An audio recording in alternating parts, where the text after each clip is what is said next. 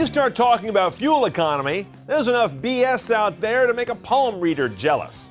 I listed my top 5 fuel economy myths recently, and that opened the floodgates to many more that irk you.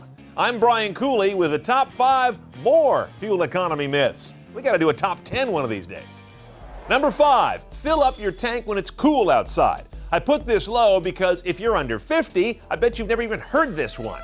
It's right up there with nuclear bomb drills. Now yes, gasoline does expand when it's warm to give you about 2% fewer burnable molecules dispensed at 90 degrees than at 60. Canada and Hawaii, for example, have temperature compensating gas pumps because they've got unusually extreme climates. But for most of us, the difference cancels out across the year as we go from warm to cold seasons. Besides, gas stations don't store their fuel out in the driveway. It lives underground where temperature swings are far less.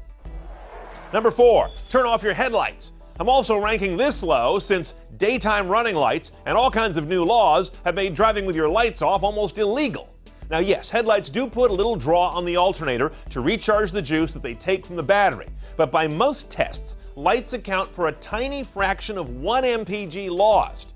And with LED lighting proliferating, that's going to get tinier all the time. Number 3, turn off the air conditioning. This one's real interesting. The idea here is you kill the AC, turn it off to reduce drag on the engine, and reclaim up to 3 miles per gallon. That's big. And you roll down the windows instead. Well, how it works depends. A variety of tests by Consumer Reports, Car and Driver, even the Oak Ridge National Labs have found varying results that change by the speed you're driving and the model of car. Bottom line, here's a rule of thumb. Windows down when you're around town. Air conditioning and windows up when you're on the freeway. Number 2, shut off your car at a red light. Yes, it does save fuel, which is why car makers are installing automatic start-stop systems. But if you do this manually on a car that doesn't have that technology, you're going to wear out your starter right quick, and that's going to cost you more than all the gas you'll save. Also, many modern cars sense when they're stopped, in drive, and the service brake is depressed, and they go into a low fuel flow mode anyway.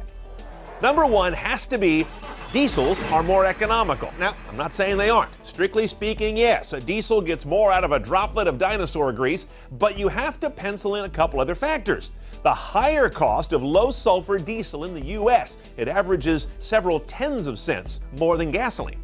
And the typical premium you pay to buy a diesel powertrain car.